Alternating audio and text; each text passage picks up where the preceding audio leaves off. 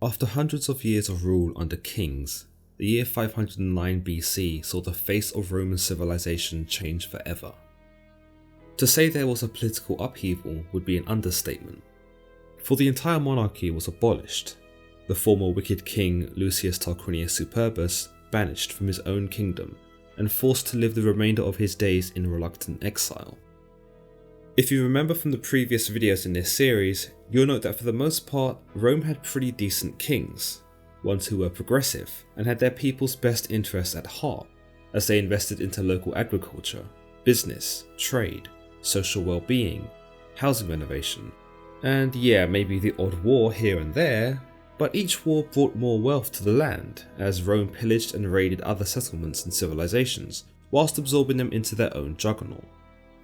With that in mind, it seemed almost inevitable that there would be a rotten apple amongst the bunch, for Tarquinius Superbus was more in the mind for conquest, expansion, and generally being an arsehole. It wasn't until his son Sextus raped a noblewoman named Lucretia, clearly the apple didn't fall far from the tree, did the people declare they'd had enough of the king and his evil family. They decided to revolt. When Lucretia took her own life after being raped, her husband Lucius Tarquinius Collatinus started the Republic uprising alongside Superbus's nephew Lucius Junius Brutus, and with the Senate backing them, they were able to amass an army and force Superbus out of his throne. With Superbus chased out of his own kingdom, his powers as king were transferred to two consuls, two men who would rule the kingdom. While the Senate were never far behind, the consuls were thought to be the top dogs of Rome during their occupancy. They, like the kings before them, had a selection of powers, from legislation, jurisdiction, military endeavours, and even deciding the way religion was carried out. The striking difference here was that the kings were thought to have been divine in some way, or at least thought to have been chosen by the gods. The consuls, on the other hand, were chosen and elected by a small group of noble families, named the gentes, and so as we can see, while this was more democratic, it wasn't a complete democracy, as regular folk, or the plebeians as they were known, didn't get much of a say in who was representing them. Luckily for them though, consuls never lasted that long. It was agreed that consuls could only serve a 1-year term, which prevented each consul from getting too comfortable and slipping into corruption. The people had seen enough of that after Superbus's rule, and so keeping men in power a year at a time made it less likely that they'd turn into murderous tyrants. Even if they tried, consuls were kept in check by each other, and if one would dare to breach their terms or start acting up, they could be liable to persecution once his term was complete. In a way, you could compare consuls to presidents and prime ministers of today, except instead of one douchebag, you'd have two. It was Brutus and Collatinus who became the first Roman consuls, and this seemed natural given that it was Collatinus who started the uprising, and Brutus who spearheaded the army. But because Collatinus carried the Tarquinius name, people got scared that he would be a similar leader to Superbus.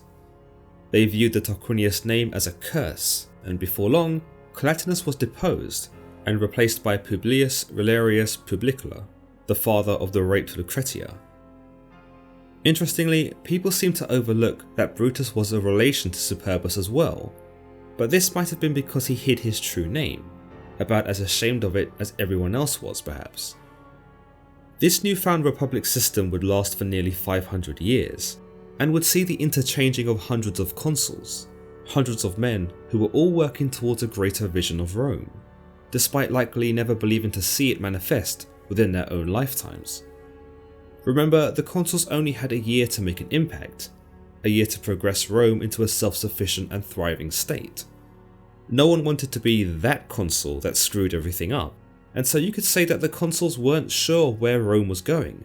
They just tried to make it a better place, whether this be through trade, the environment, infrastructure, or even social developments, like civil rights and laws. Roman consuls understood that they were building something far bigger than themselves, though one does wonder if any of them realised how big it would become.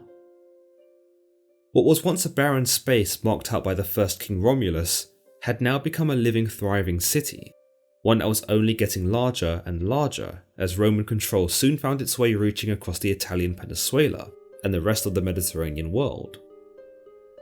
Superbus, despite being exiled and completely shunned by his people, would not go quietly into the night. He began striking up alliances with Etruscan warlords, and would have armies of his own march against Rome in order to take back his kingdom. But he was never successful. In one battle though, the first consul Brutus led a force against Superbus' son, Aruns, and the two killed each other in battle, a battle the Romans managed to triumph in. Once Superbus had been finally tucked away, Rome saw even more expansion as the social and political structure began to evolve. By its peak, Rome dominated the lands around Greece, Syria, and even North Africa. The Mediterranean Sea that would have once seemed like a vast ocean became but a pond for the Romans, one that was littered with a powerful naval fleet. Rome became a living, breathing war machine that not only defended its own borders with fierce resistance, but also continued to pick fights with neighbouring Latin towns and villages, as well as combating the tribal Sabines. Rome's dominant force would see it absorb many Etruscan territories, some of which were happy to be rid of their Etruscan leaders, and we'll be talking about more of these specific battles in the next few videos. For the rest of this video though, we'll be looking at what life was like during this crucial time, at the inception of the Republic. As aforementioned, the Roman nobility known as the patricians would have a major say in the way things worked going forward. Like I said earlier, around 50 of these patrician families would form a very exclusive group known as the gentes, and it was one family known as the Cornelii family who would be the most prominent of this cluster. The Cornelii family were a major influence of Roman politics for nearly a century, and were responsible for supplying the Republic with at least 75 consuls. Indeed, the Cornelis were all about keeping it in the family, and were surely the house with the majority during these times. The power of the Cornelis was unrivaled, particularly because they owned a hell of a lot of land, and owned several businesses that maintained frequent clientele. It was their wealth that became the blood of Rome, circulating through its veins and keeping it alive. But while the patricians were the blood of the Roman body, the plebeians were certainly its backbone. Regular and poor Roman citizens, from farmers, traders, workmen and soldiers, saw the day-to-day tasks of civilization completed, and without the plebeians, there would be no Rome for the patricians to govern. In fact, any time there was a war that needed fighting, most of these plebeians, whether they were fighters or not, were summoned for military service, whilst the patricians put their feet up and counted the spoils. Whilst the patricians didn't get their hands dirty in the art of war, it's unfair to say they didn't go about doing anything noble. Money didn't count itself after all. But in all seriousness, without the patricians, the plebeians wouldn't have as much direction, and the growth of Rome may very well have been stifled much earlier on, under more modest rulership. It took the ambitious mindset of the patricians to accelerate Rome into its monstrous size, and took an almost sadistic determination by its leaders to see Rome conquer everything that it did. In a way, you might say that the amalgamation of Rome's successes was down to a vital effort on both the patricians and the plebeians' behalves. Still, it kinda sucked that despite forming the majority of the army, the plebeians were not invited to make decisions that the Senate passed. Despite likely wanting to see the end of Superbus' tyranny and the abolishment of kings, the plebeians were never actually consulted. For them, the establishment of the consuls might have been the lesser of two evils, but it still saw them as subjects for the rich to do their bidding. Instead of having one ultimate ruler, they now had a whole bunch of rich families pulling their strings. But the plebeians soon emerged as a self-organised and culturally distinct group of commoners.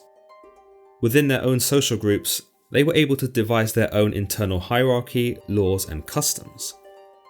Whilst this had little effect on the grander scheme of things under the noses of the patricians, it did demonstrate that the plebeians had the will and the means to govern themselves, and foreshadowed future ploys and strikes that had the patricians eating out of the palm of their hands. One of the most effective strategies by the plebeians against the patricians was simply a walkout. They called it secessio plebis, and was literally where the plebeians flipped off their patrician overlords, dropped their tools, swords and shields in the dirt, and left the city. In fact, These demonstrations would see a whole mass of plebeians withdraw their services simultaneously, and the streets would be filled with the commoners marching their way out of the city gates, leaving the patricians to fend for themselves. This first occurred in the year 494 BC, where the plebeians protested against the patricians due to them being unsatisfied with how they were being treated in terms of debt. They were also rebelling against what they deemed to be a failing system, unwise and unfair consuls, and against the Senate itself, which appeared to address none of the plebeian issues and outright refused the plebeian proposal of a debt reform. Plebeian rights became a hot topic during this time, and it is fair to say that the patricians underestimated just how far the plebeians were willing to go to attain these rights. When they marched out of the city, the patricians realised that all of the crappy jobs they didn't want were now vacant.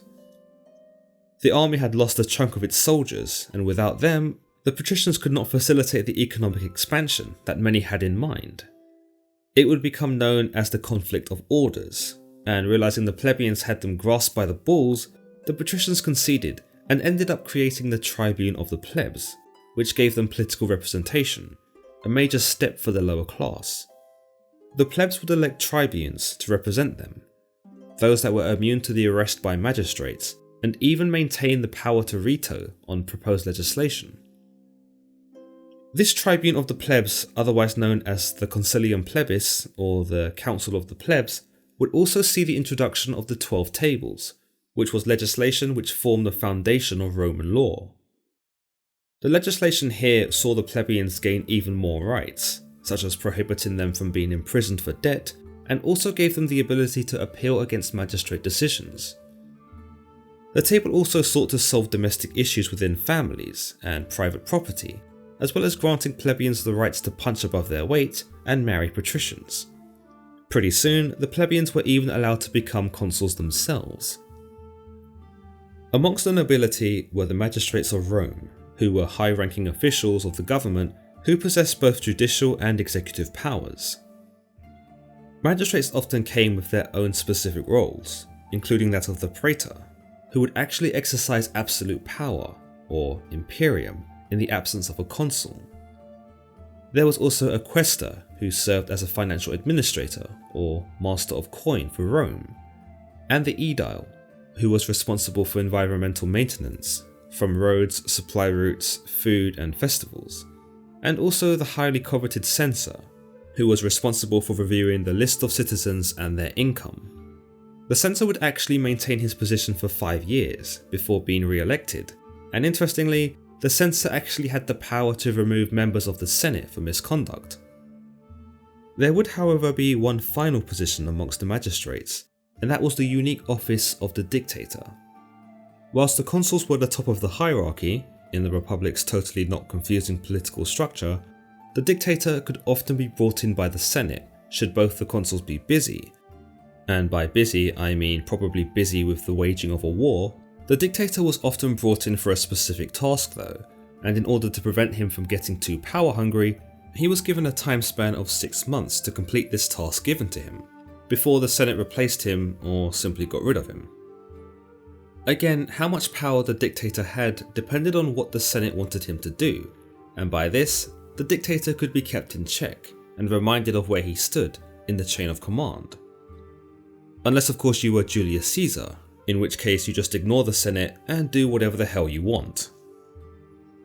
There was also a varied group of assemblies operating within the Roman Republic. The most common one we've spoken about throughout this video and this series is of course the Senate. The Senate, which had been around since the monarchy, were lifetime members who gave advice to the king, the consuls, and even later the emperor. Whilst they had no real power, so to speak, they did have considerable authority and were known to massively influence the decisions of certain leaders. They were able to propose laws, but they weren't actually able to enact them. That was up to 2 of the more popular assemblies, including the Comitia Centuriata, who were responsible for the enacting of laws as well as the electing of consuls, but also the aforementioned Consilium Plebis, the Council of the Plebs, who obviously put forth the opinions and wishes of the plebeians. It would be a long time before Rome became the dominant force we remember it being today. the so-called glory days of the Roman Empire were a long way off, and during the age of the Republic, Rome would actually get its arse handed to it on a number of occasions. A Celtic people in continental Europe known as the Gauls would savagely sack Rome in 387 BC and were thought to have been paid off to leave. But in any case, Rome would prevail and seemed to have this resilient ability to overcome every obstacle thrown at it, despite being literally surrounded by potential enemies. In the next set of videos, we'll be looking at how the Roman Republic fought in wars, most notably their wars against the Latin and Etruscan neighbours, a prelude that would see Rome begin its monstrous expansion. We'll be looking at the Battle of Lake Regillus in 496 BC, the Battle of Mount Algidus in 458, the Battle of Corbio in 446, and the ill-fated Battle of Chimera in 477, as well as the respective consuls and war generals who led these epic campaigns. But until then, if you've enjoyed today's video, then don't forget to give this video a thumbs up and don't forget to subscribe. Till the next time, guys.